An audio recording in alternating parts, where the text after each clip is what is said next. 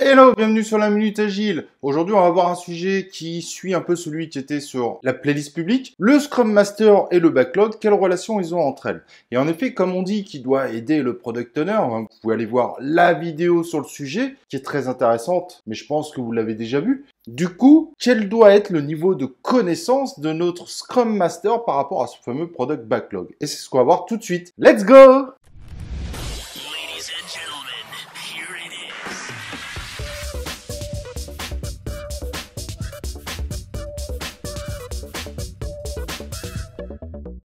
Alors, comme je disais, aujourd'hui, on va voir un peu quel est le niveau de connaissance nécessaire au Scrum Master par rapport au Product Backlog. Et en effet, si notre Scrum Master a de très bonnes connaissances sur la gestion d'un backlog, c'est vraiment un gros plus parce qu'il doit impérativement aider le Product Owner dans la gestion du backlog, l'amélioration de celui-ci. Ça passe évidemment par la priorisation, éventuellement le découpage des nombreux items.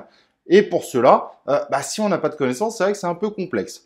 Cependant, si vous êtes un Scrum Master et que vous êtes fébrile sur ce type de sujet, bien que vous pouvez aujourd'hui trouver une manne d'informations extraordinaires, que ce soit sur Internet, sur les vidéos, voire en livre. Mais si cela arrive, le Scrum Master est tenu dans ce cas-là de trouver des solutions et donc pourquoi pas de trouver un autre Product Owner qui a plus de l'expérience pour venir coacher le Product Owner. Donc tout ça pour dire qu'il est vraiment recommandé pour un Scrum Master d'avoir de réelles connaissances sur la gestion de la backlog. Cependant, c'est pas forcément obligatoire, mais si jamais, et normalement c'est le cas, il doit aider ce Product Owner sur ces sujets-là. Mais en général, lors d'un démarrage d'un projet, et puis vu le nombre de problèmes qui peuvent se rajouter lors du projet, ça paraît quand même assez important qu'il ait pas mal de connaissances sur le sujet. Et si vous êtes junior, essayez de faire en sorte de vous renforcer sur ces sujets-là. Ça ne veut pas dire que vous avez l'expérience des pratiques qui vont être mises en place, mais on vous recommande d'avoir un certain nombre de pratiques en tête pour pouvoir potentiellement les proposer à votre Product Owner.